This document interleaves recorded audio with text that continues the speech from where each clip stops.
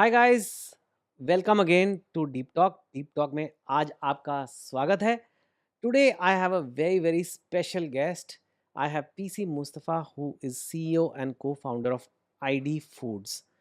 He is also known as the Batter King.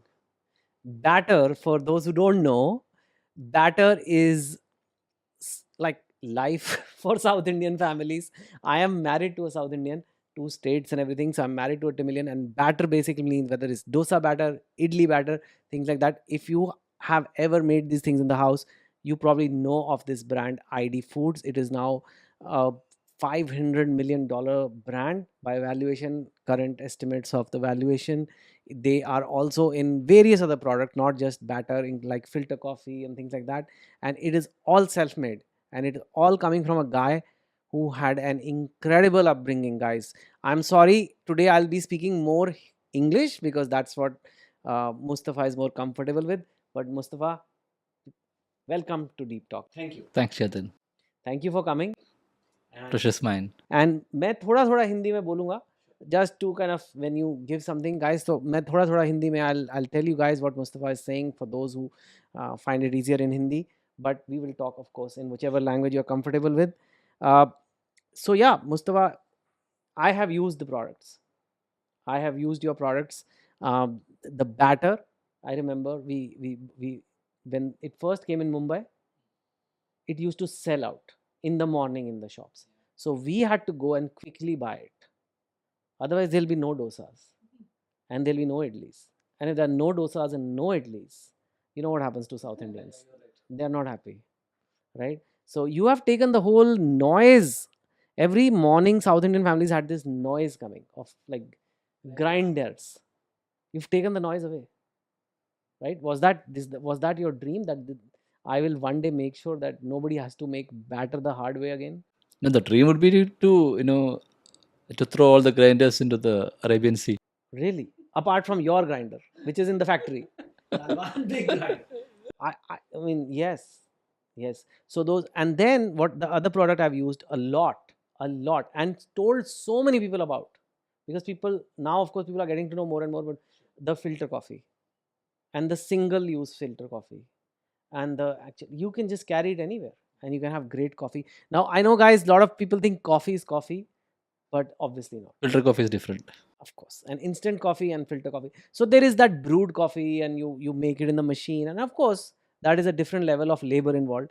But the great thing about ID coffee is it is as convenient as a filter coffee, as convenient as an instant coffee. It's liquid coffee, right? It's liquid coffee. It's like comes in a liquid, like in a Tetra Pak kind of thing, and it is as convenient as a filter coffee, as an instant coffee, but far superior in terms of taste and in terms of everything. Especially for a South Indian. No, North Indian also. I am very particular about my coffee now. That's all I have. So I've just now I only have black coffee. Do you have a lot of coffee? No, I'm more of a tea drinker than a coffee drinker. No, that's not allowed. How are South Indian? That's not allowed for South Indian. Actually, yeah, there is tea. I drink black tea. And Kerala does have tea gardens and all, like Munnar and all. Yeah, even my place. Why not? Wayanad, they have tea. So he's from Wayanad, guys. For those who don't know Wayanad is famous for two things now. One is it is Rahul Gandhi's constituency, and it is also the home of ID, right? It's an amazing brand. I mean, it's really amazing brand. I'll tell you, I love the batter. I love the products. We'll talk about all that. The philosophy, which is like everything has to be fresh, ethical, the ethical food, no preservatives, nothing bad in it, freshness. And I love the design. I love the design of the packets. I love the design, little things like how you squeeze the thing out to make a vada. It's just really nice. Are you an emotional guy? You come across as very calm and composed. Emotional way. Very emotional, really. So we'll talk about you. Of course, ID's done all these great things, $500 million company, everything, and you've done it on your own. But let's go back to your origins, guys. Not my own. I'm just one of the team member. That's what all great leaders say. But yes, of course, it's not just you. There are other co-founders. There's a whole team. How many people now work for ID? 2,500. 2,500, and it's all been created because you had a dream to, I don't know, sell batter in Bangalore. Let's get to that. But first, there's a equally fascinating journey you have, which is your childhood, right? For me, that fascinates me as much as the business.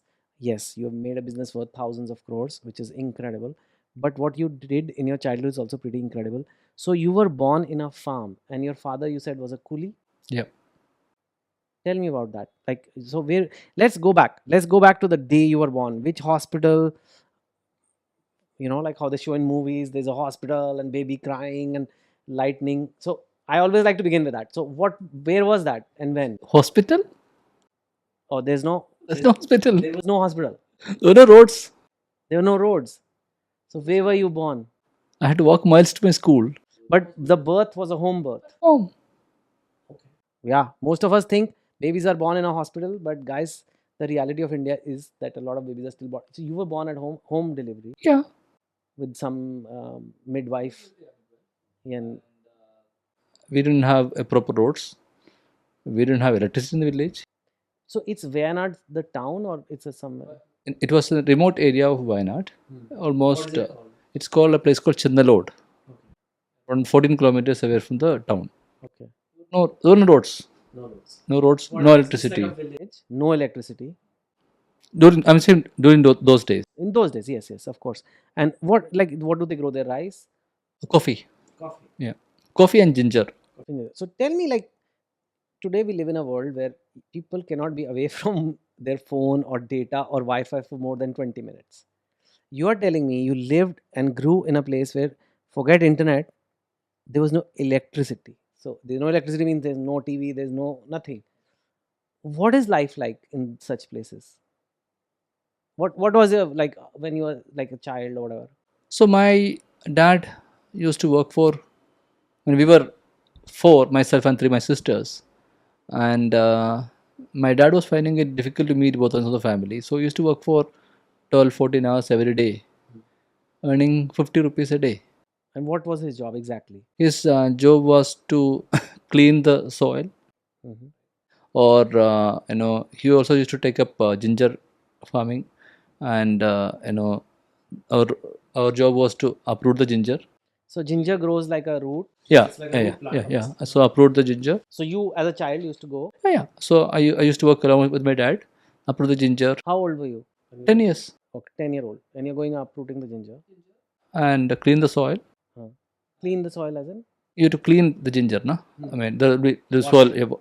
Not washing. You need to rub it, Mhm. and sand the mud goes off, and then load it in a bag, put it on a shoulder, load it in a truck. Okay. How much that bag is how I would carry maybe 20 kg kind of thing, at 10 years of age and my dad would carry maybe 60, 70 kg. of ginger and load it in trucks all day. That's what you do all day. That is mostly the kind of work we used to do. And he gets 50 rupees he gets for it. For 14 hours. 14 hours. And like, so that's like what I'm assuming if it takes, there's no days off. Seven days a week. 7 days. So non-stop if he works, that's 1500 rupees a month. And he has a family of 6. So per head, it's 300 rupee income. No, 50 rupees income plus I used to get 10 rupees. Oh, you used to get 10. So 60. Okay. 1800 bucks for 6 people. So that's 300 rupees per head per person. How do you run your life in that? What do you eat? What kind of basic life? So basic rice and tapioca. So 3 time meal was a distant dream. Hmm. My dad was not able to afford it, So you were so excited we will have only 2 meals. and breakfast was a luxury. What was a treat for you? What was like, wow, today was an amazing day. We had this or whatever. That usually happens on Eid day, where we get to eat well, rice and curries, chicken, and all of them. That Only on Eid. usually that happens.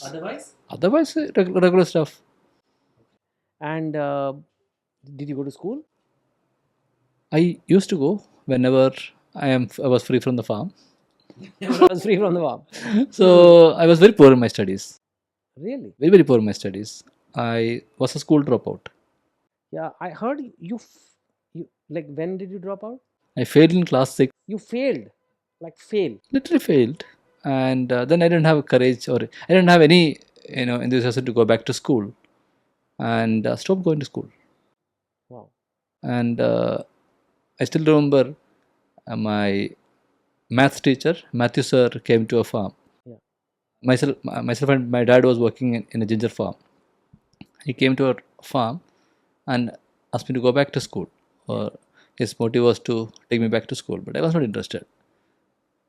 But with motivation of my parents and teachers, I went back to school. There is probably one point that I want to, I mean, for the audience out here, one experience I want to share. Right, I was very low on my confidence. Hmm. I was a failure. Class six was a failure. But when I went back to school, my maths teacher, Matthew sir, my role model during those days, gave me one tip. Probably that's one of the best tip I got in my life. Is that when you're low on confidence, take baby steps. So he asked me to focus on only one subject. Hmm. He said, I know you're reasonably good in maths because I was also doing this goat business, right? All of them, I know toffee business, all of them. So I was reasonably good in maths. So he said, you focus on maths, leave all of the subjects. So in the first term examination, in fact, Onam exam, which is the first time examination, I became class topper in maths. Hmm. Wow. Failed student becoming class topper in maths was like something which people didn't expect to happen. Yeah. Then I got the attention. Yeah. That gave me confidence. And that confidence gave me more success. Then I started focusing on other subjects. I became a school topper for all subjects in the next exam. So the lesson is, if you're failing in life, focus on that one thing, get one small win, and that use that win to get the confidence, and then get back. So what I've learned is, especially when you learn confidence, take the baby steps. And that will give you confidence once you win. And that confidence will give you more success. Okay. So it's like a vicious loop. No, that's very good. And दोस्तों मैं हिंदी में भी बता देता हूँ. Mustafa is telling me कि जब आप लाइफ में कॉन्फिडेंस में आपका बहुत गिरा हो, बहुत कम हो, तो बेबी स्टेप्स लो. वो उनके मैथ्स टीचर मैथ्यू ने भी कहा कि छोटे-छोटे कदम लो. और उन्होंने सिर्फ एक सब्जेक्ट पे फोकस किया. He had failed in class 6. Imagine failing, coming joining the same kids who are in class 5, joining the same kids now. And he then focused on maths and topped that, and that changed the whole game. Everybody started looking at you differently.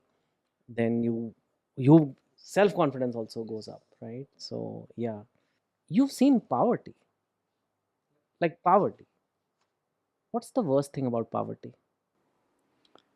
So I think the food is the most important thing. All other things take backseat.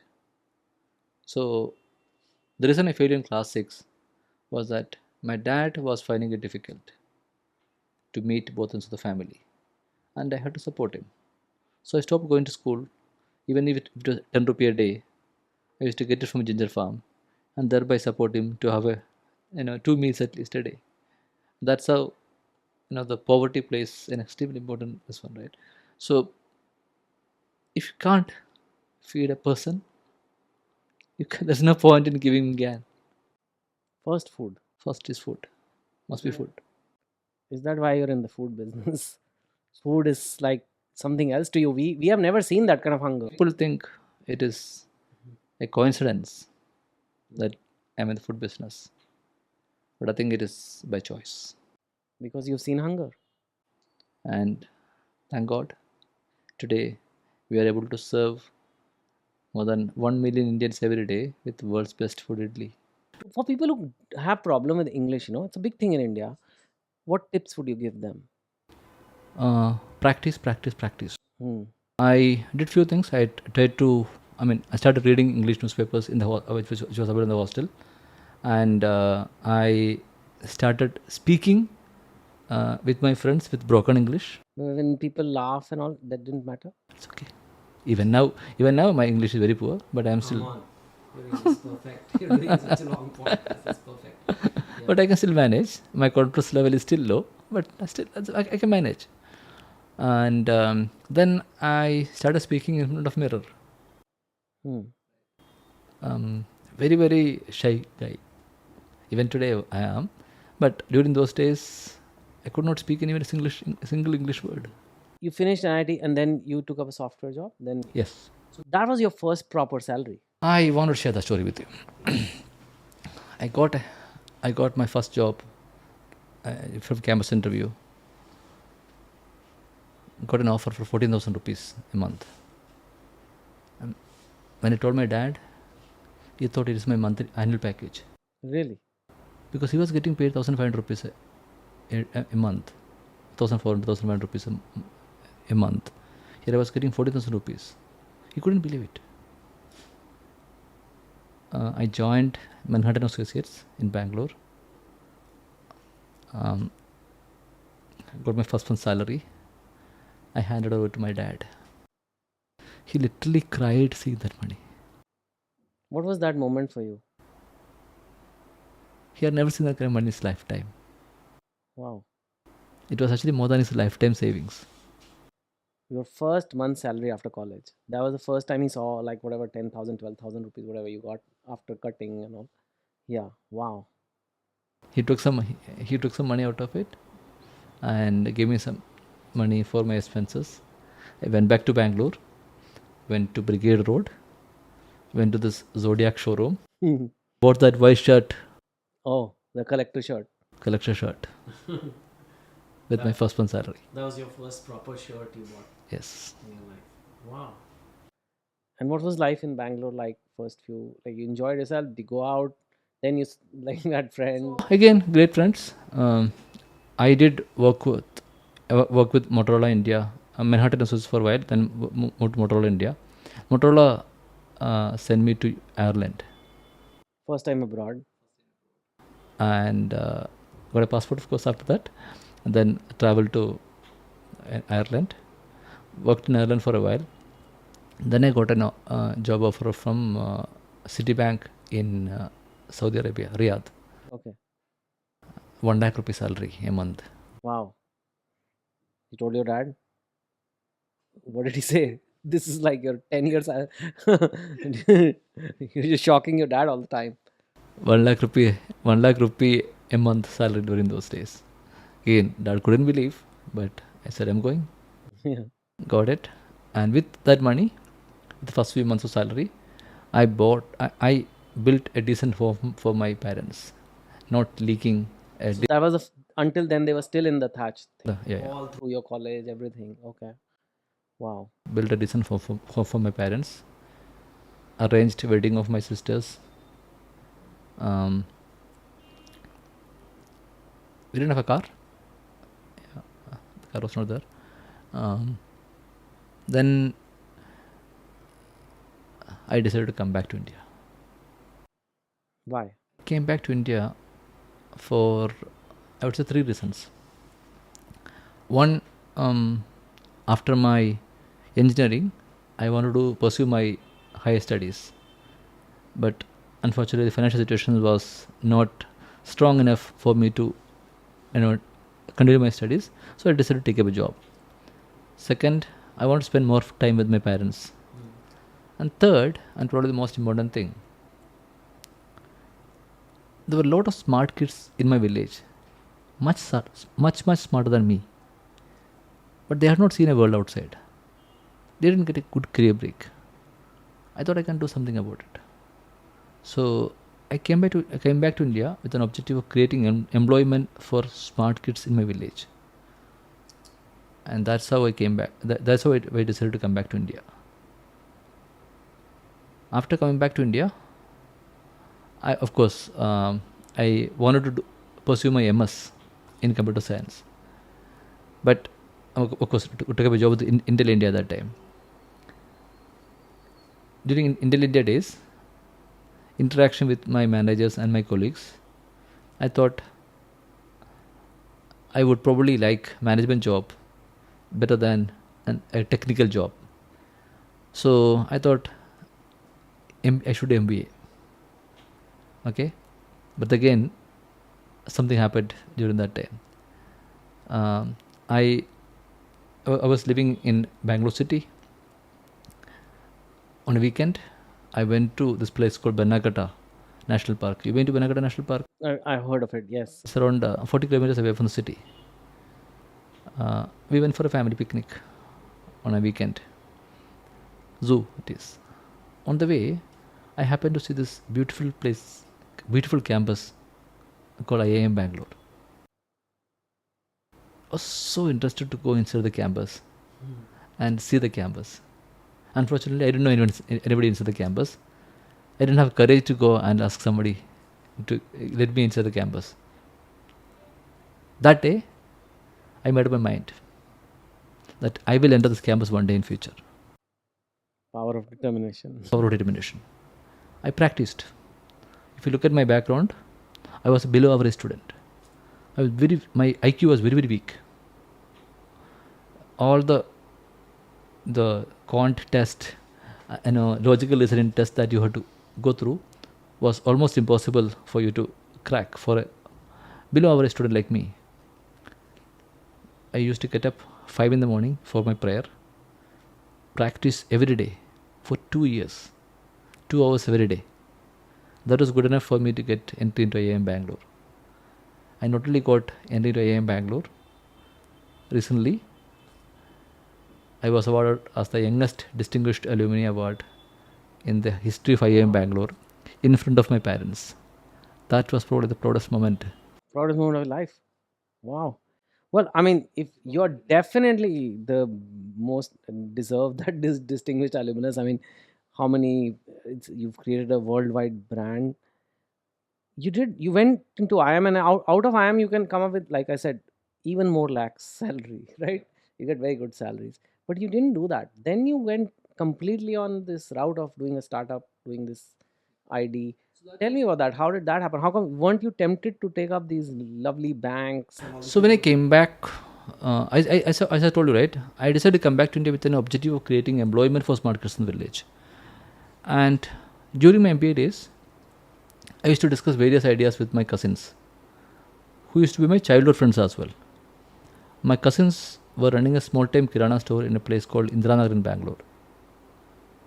We discussed various ideas, and one such idea was about idli batter. This my cousin's store had my cousin's store had a vendor who was supplying idli batter in a plain pouch with a rubber band on the top. You will still see in some part of Matunga in Mumbai. This batter had all sort of quality issues, service complaints, and hygiene issues. My cousins tried to fix the issue with the vendor multiple times. It didn't work out. That's when we thought, why don't we try to do it ourselves? So we started experimenting, developing the product.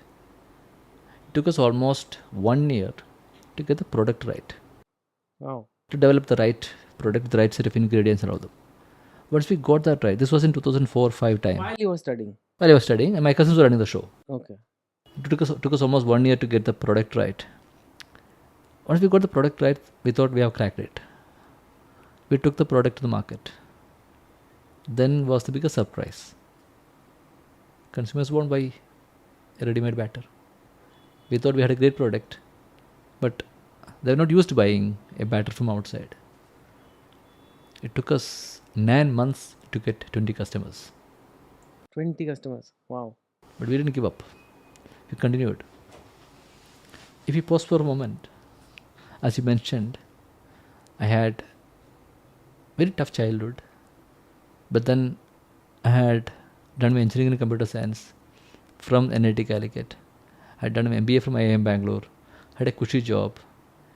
My colleagues and classmates were having corporate lunches, sipping Costa coffee, and here I was on the street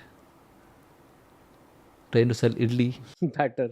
and hoping to make money one day in future. But that's how businesses are built. How? If you look at this, it was a back-breaking job. Hmm. Our shirt would be soaked in sweat, but it was great learning. We were super confident that we'd make it one day successful in future, but that was tough. Stuff. Again, I'm just fast forwarding. Yeah. For the initial 8 years, there was nobody willing to support us on the idli batter business, because if I had started a pizza business after MBA, many VCs would have come and invested. But I had started idli business. It's not sexy. It's not a fancy business. Yeah. So people ask me, why do you want to start idli business after MBA? But businesses need to be. Sometimes I feel businesses, the best businesses are a little boring because the sexy businesses are not often. I strongly believe the role of an entrepreneur is to look around, identify customer problems, Yes, and solve it for the customers. yes, When the day you start thinking from a consumer perspective, you will have great products and great business offerings. ID is one such business. so the problem was people don't have good, reliable, healthy batter. It is always a tough job to make batter at home. You need skill, and it's a time consuming exercise and boring job, Yeah, right? So if you look at what we have done, we created batter and gave it to customers. We don't sell idli. Before the session, before our interview session, chat session, you were asking me about why are you not selling idli. We don't sell idli. We sell idli batter. A homemaker picks up a pack of idli batter, customize the batter to their taste. Somebody wanted more fermented, less fermented, they customize to their taste. Add uttapam, onion, whatever required, make their favorite uttapam out of it, or masala dosa out of it. We basically give the base. Add their love. yeah, that personal touch. Serve to the family. Yes. If idli comes out well, she gets a credit, not ID. Hmm. And if for some reason dosa is not crispy, she can blame it on me, brand ID. We don't take the credit away from the homemaker. In fact, we protect her from her failures as well. Insight. That's amazing. How big is ID today in terms of metrics? ID, in terms of numbers, we're, as you mentioned, we are close to a $500 million in terms of the market cap. We serve idlis and those paratas and chapatis, all of them, dosas and all of them, to more than 1 million Indians every day. Wow. And you're also doing a lot of like charity work. Yes. What are some of the highlights of that? Mostly related to childhood memories. Hmm. Build low cost homes. Okay. We use ID near expiry product to feed the needy on the streets. Those who want to become somebody in life, but they don't have any privilege. They're not born in any privilege. Their dad's not rich. They don't have connections. They're not like, but they have a dream. They could be watching this in Kerala. They could be watching in Assam, in Rajasthan, wherever. What do you have to tell that person? What can you tell them to? Be determined. I think the power of dream is what has helped us to take to this level. Never give up. You decide on. You decide your destiny. It's in your control. If you want to, it's up to you to be whether you want to be a coolie or you want to be an idli businessman. Idli king, you can say. You are batter king. Yes. It's up to you to decide. Oh, that is incredible. Thank you guys for watching Deep Talk. That was me, Chetan Bhagat, signing off. Keep watching. Take care.